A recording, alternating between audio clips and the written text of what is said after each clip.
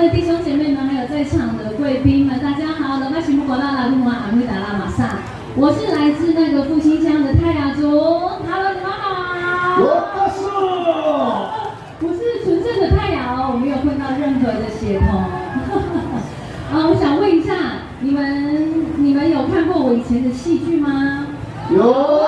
那太好了。接下来我要带来一首歌，就是我第一部戏的歌曲，叫做《甜甜圈》，献给宜兰员山乡的弟兄姐妹，圣诞节快乐！